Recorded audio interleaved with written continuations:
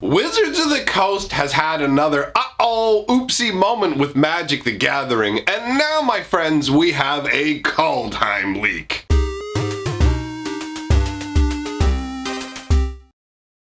Greetings, owners of fine luxury cardboard rectangles. We are here today to talk about the Kaldheim leak, and I gotta say, Wizards of the Coast really needs to tighten up their security. You know, like, honestly, the stuff that's going on, I wonder how the employees get away with it. I guess it's not technically Wizards 100% security, right? Because they're hiring printing facilities, and the printing facilities, I guess, are too lax on their security. Maybe they're not familiar with how hyped people are about what Wizards of the Coast is doing in those products. I don't know if other games have this level of hype and people like, oh, we found this tiny little tidbit. But regardless, Magic players are ravenous for stuff about new sets. So let's take a look at the image that we have here.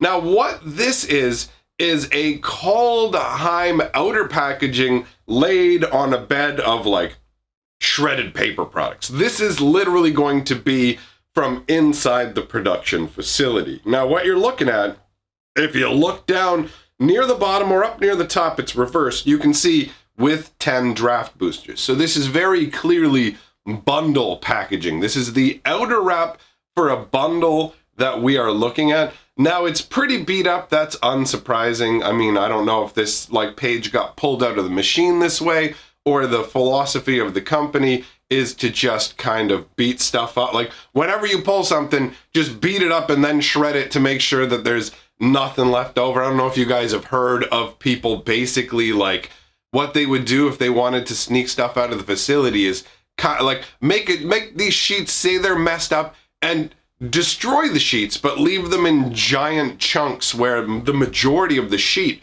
is undamaged, right? But you can see with this that it's super, super beat up. And also, I do want to say that this gives you an idea of how far in advance Wizards is actually printing and creating these products, because Kaldheim is not slated to come out until next year. It's the beginning of the year set, right? So we'll be getting it like January-ish, and I don't know the exact release. It might be the end or beginning of January, but either way, we've got a scenario where this is months out. So anybody who thinks that Wizards can change things quickly, this gives you an idea of how far down the process we are. I mean, we're literally looking at bundle artwork here, which means they've done all of the product designs, right?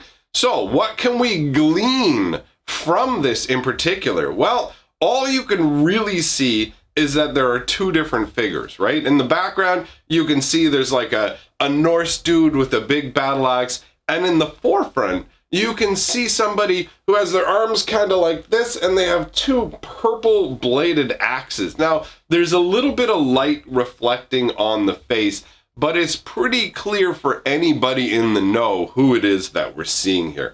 And that's Kaya, however you want to pronounce it. I actually mentioned her when we got the whole little figurines, because we've had a little bit of Kaldheim spoiler action in terms of seeing the Norse god and goddess that we saw in the previous video that I did. And I mentioned Kaya, although I said that she could have been from the previous set, like the War of the Spark that we dealt with. Now, Kaya is in Kaldheim, but the figurine that they're using for her does have her with her little ghost daggers. And you can see here that she doesn't have ghost daggers, she has ghost axes. And at first I got excited because I was just like, oh, wait a minute, did she get somebody to forge special axes for her? But that's because I forgot that her daggers aren't special at all. Kaya has the ability to infuse whatever weaponry she uses with ghostly essence. That's her ability, right? She's essentially a ghost assassin. It's an interesting character, right? Like, her past basically was, we saw her do a couple of different things out there. We saw her in like the world of Poliano, the world that was set up by conspiracy that had like a spirit king, and she was used to assassinate the spirit king because her blades can actually pass right through ghosts. So she can essentially enter the same state of beings, the same state of being that ghosts exist in, right? And so that's a funky concept. We saw it play out with her and Paliano. And the biggest effect we saw was when she was on Ravnica, right? Because she ended up taking over the Orzhov, and the Orzhov have this massive structure where they own all of, well, not all of, but they own most of the debt on Ravnica, and like they're all about collecting tons of physical money, but also indebting people's spirits, and they're lorded over by a ghost council, the richest and most powerful members of the Orzhov. When they pass on to the next world, become part of the ghost council. So these guys had ruled over the Orzhov for like forever. So Bolas instituted Kea into the whole Orzhov thing, and she caused massive upheaval on the world of Ravnica, right? And then we had the whole War of the Spark thing take place. That went down, and Kea decided that she would join up with the Gatewatch. Now I can say I am happy that we are not dealing with a situation where we're constantly dealing with the whole Gatewatch. We used to get the whole Gatewatch. I prefer this broken up chunks of the Gatewatch here and there. And if you want to reassemble them every once in a while when there's like a gigantic evil that the multiverse has to face off against, sure, every once in a while, that's fine. But I like this individual here, individual here, individual here. So Kea ends up joining up with the Gatewatch and decides that she's going to go off after Liliana. And there's a whole side story with Liliana that I wasn't even aware of. There's apparently an imposter Liliana who has a magical necklace with a djinn trapped in it, and she got the real Liliana trapped. All this kind of crazy stuff is going on. So Kea finds this location, and originally her plan is to destroy Liliana, right? Because Liliana helped Nicol Bolas with this plan that took over all of Ravnica, or at least tried to, obviously, right? So the plan is to destroy Liliana, but Liliana ends up essentially redeeming herself in the eyes of Kea, at which point Kea agrees to just, okay, you know what? Just give me some proof that I've destroyed you, and I'll go kind of deal. So that's how she ends up with the chain veil. Now, I will actually admit, when I found out that Liliana just handed over the chain veil, it was kind of like the final nail in the coffin for that whole story about Garruk and everything like that. Because while I didn't know about the imposter Liliana and all that, I heard that she gave up the chain veil like before Eldraine came along, which was sad for me because I had really, really hoped that Garruk and Liliana's story would get like a proper conclusion, because Garruk had been cursed by evil necromantic magic by Liliana, like some insane stuff that had driven him crazy, and he'd been hunting her across the multiverse. So I was waiting for that whole storyline to play itself out, and ultimately we didn't get that, right? So you end up with Kea with the chain veil. She leaves Liliana, and from that point, that's the last we see of her as she departs, saying that she needs to take care of business on her homeworld. Now, she's from a royal family from a very small place, essentially. So she's part of like a noble family, I should say. Maybe not specifically royalty, but she's from a noble family.